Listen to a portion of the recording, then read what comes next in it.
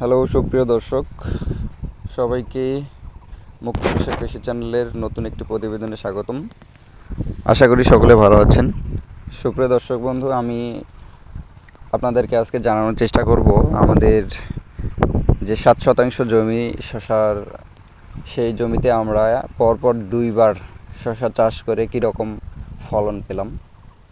হ্যাঁ সুপ্রিয় দর্শক বন্ধু, এটি আমাদের সেই 7 শতাংশ শশার প্রজেক্ট। এই প্রজেক্ট থেকে আমরা গত বছরের অক্টোবর মাসে বীজপাতা কোম্পানির আইকন শশা চাষ করে প্রায় 26,000 টাকা আমরা শশা বিক্রি করতে পেরেছিলাম।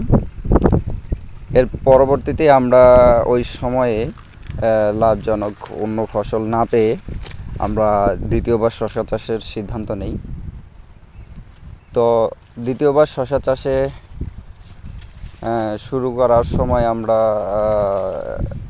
দেখেছি যে যখন আমরা নতুন করে, সেটা হবে ডিসেম্বরের 1 তারিখে গত বছরের, বীজ আমরা যখন জমিতে দেই সেটা জার্মিনেশন করতে আমাদের একটু সময় লেগেছে, কারণ শীতকাল ছিল। এর পরবর্তীতে আমরা দেখেছি যে গাছের বৃদ্ধি আসলে খুবই কম ছিল, এবং এখন আমরা ফলন দেখতে পাচ্ছি। এখন প্রায় ক্ষেতের বয়স 65 দিন, আমরা এখনও এই ক্ষেত থেকে শসা হারভেস্ট করতে পারি নাই। এখনও আশা করি আমরা 70 দিনের মধ্যে এই ক্ষেত থেকে শসা হারভেস্ট শুরু করতে পারবো। তো আপনারা যারা দ্বিতীয়বার একই জমিতে শসা চাষ করতে চান, আমার মনে হয় এটা না করা উচিত। যদি আপনার অন্য ফসল চাষের অভিজ্ঞতা থাকে তো আপনারা অন্য যে কোনো ফসল চাষ করতে পারেন। আসলে শুধু শসা না, একই জমিতে যে কোনো ফসল আপনি পরপর দুইবার যখন করতে যাবেন তখন আপনার এই ধরনের সমস্যাগুলো অবশ্যই হবে, এবং ফলনে তো পরিবর্তন অবশ্যই আসবে। কারণ একই জমিতে একটা ফসল যখন আপনি একবার তুলবেন তখন যে প্রোডাকশন পাবেন, একই জমিতে দ্বিতীয়বার যখন ওই ফসল চাষ করতে যাবেন স্বাভাবিকভাবে আপনার ফলন অনেকাংশে কমে আসবে এবং দেখা যাবে আপনার লাভের পরিমাণটা কমে যাবে। তো আমাদের 7 শতাংশ শশার জমিতে আপনারা দেখতে পাচ্ছেন গাছে ফল এসেছে। আমরা যদিও এখনও হারভেস্ট করতে পারিনি, সামনে হয়তো আমরা হারভেস্ট করতে পারবো।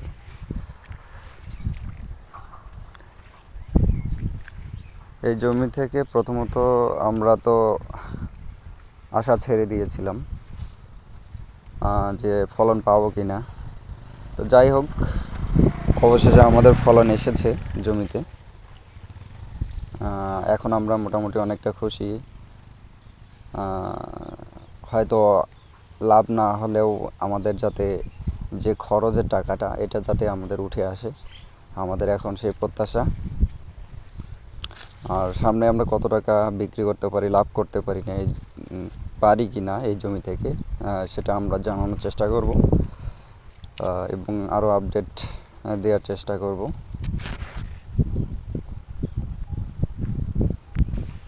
আপনারা দেখতে পাচ্ছেন কিছু কি সুন্দর শসা ধরে আছে।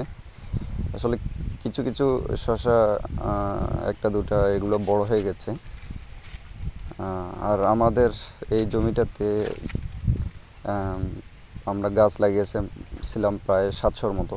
এখন অনেক গাছই মারা গেছে, প্রায় 350-র মতো গাছ টিকে আছে। তাহলে সব দিক দিয়েই আমরা এই জমিটাতে এবার ধরা খেয়েছি বলা যায়। শীতকালের কারণে গাছের বৃদ্ধি অনেক কম। আবার অন্যদিকে এই জমিটা আমাদের এমন একটা জায়গায় অবস্থিত যে সকালের রোদও ঠিক মতো পায় না, আবার বিকেলের রোদটাও ঠিক মতো পায় না। যেহেতু শীতকাল, আবার একদিকে ঠান্ডা, অতিরিক্ত ঠান্ডার কারণে আসলে যে কোনো গাছের বৃদ্ধি সাধারণত খুবই কম থাকে। তো এরপরেও এটি হচ্ছে মালিক সিডের জাদু শসা। তো এখন গাছে ফলন আসছে। ও আরেকটা সমস্যা ছিল আমাদের এই ক্ষেতের মধ্যে, যে আসলে শশা গাছে কোনো